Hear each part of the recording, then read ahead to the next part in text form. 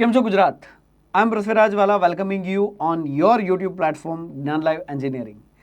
તાજેતરમાં ઈરાનના supreme leader ખેમની સાહેબ જે છે એમણે ઇન્ડિયા જે છે એમાં મુસલમાન છે એ સફર કરે છે જેવી રીતે ગાઝા અને મ્યાનમારની અંદર સફર કરે છે, આવું કંઈક સ્ટેટમેન્ટ આપ્યું છે. બહુ બધી ન્યૂઝ ચેનલ જે છે એમણે આ ન્યૂઝને કવર કરી છે. તમે જોઈ શકો છો કે ભારત કે મુસલમાન પર હો રહા હૈ અત્યાચાર, ઈરાન કે સુપ્રીમ લીડર કા બડા આયા બયાન. બરાબર છે, એટલે એક્ઝેક્ટ એમની ટ્વીટ જે છે એ શું છે એની આપણે વાત કરીએ અને હું તમને બતાવું કે કઈ રીતે જે છે અહીંયા આગળ બાયસનેસ દેખાય છે. એમની ટ્વીટ કંઈક આવી છે કે the enemy of the Islam have always try to make an indifferent with regard to our shared identity as an Islamic ummah. અહીંયા ક્લિયરલી જે છે ઇસ્લામિક ઉમાની વાતો કરી રહ્યા છે અને એવું કહે છે કે જે ઇસ્લામના એનિમી છે એ આપણને જુદા કરવા માગે છે, આપણને તોડવા માગે છે. We cannot consider ourselves to be Muslim if we are oblivious to suffering that Muslim. અહીંયા ઓબ્લિયસનો મતલબ શું થાય છે ખબર છે તમને?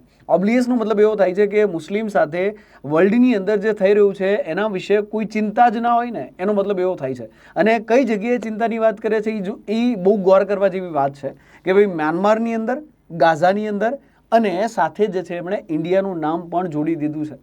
હવે તમને અને મને બધાને ખબર છે કે ઇન્ડિયાની અંદર જે માઇનોરિટી છે એની સાથે કોઈ જ અત્યાચાર ઇન્ડિયામાં થતા નથી, બટ છતાંય જે છે એ ઇન્ડિયાની સાથે મ્યાનમાર અને ગાઝા જે છે એમનું નામ ઇન્ડિયાની સાથે જોડવા પાછળ એમનો જે તર્ક હતો કદાચ એ મને એવું લાગે છે કે એવું કહેવા માગતા હશે કે જે મ્યાનમારમાં અત્યાચાર મુસલમાન સાથે થાય છે અને જે ગાઝાની અંદર અત્યાચાર થાય છે તો એને જે છે એ કદાચ એ વર્લ્ડ વાઇડ અથવા તો વર્લ્ડ મુદ્દો બનાવવા માગતા હશે, પણ ઇન્ડિયાનું નામ સાથે જોડી અને એનો જે તર્ક છે એને થોડો પોતે જ નબળો પાડી દીધો છે.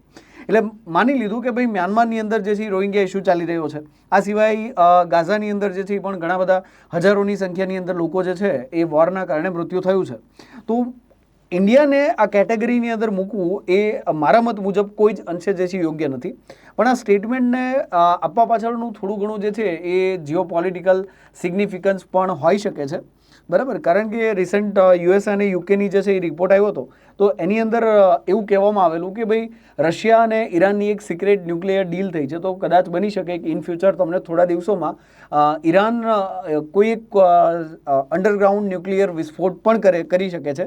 તો લગભગ એવું મને લાગે છે કે ઈરાન જે છે એ પોતાની સાથે મુસ્લિમ વર્લ્ડને લાવવા માગે છે કે જ્યારે પોતે ન્યુક્લિયર ટેસ્ટ કરે તો આ સમયે બધા જ મુસ્લિમ મેજોરિટી કન્ટ્રીએ પોતાનો સાથ આપે. બરાબર છે, તો કંઈક આવી ન્યૂઝ છે અને ડેફિનેટલી ઇન્ડિયાનો એક સ્ટ્રોંગ રિપ્લાય એનો પર આવવાનો જ હતો અને આવી પણ ગયો છે, જેને આપણે નેક્સ્ટ વિડીયોની અંદર જે છે એ ડિસ્કસ કરીશું. તો ત્યાં સુધી જે છે તમે બહુ સરસ રીતે તમારું ભણવાનું કરો.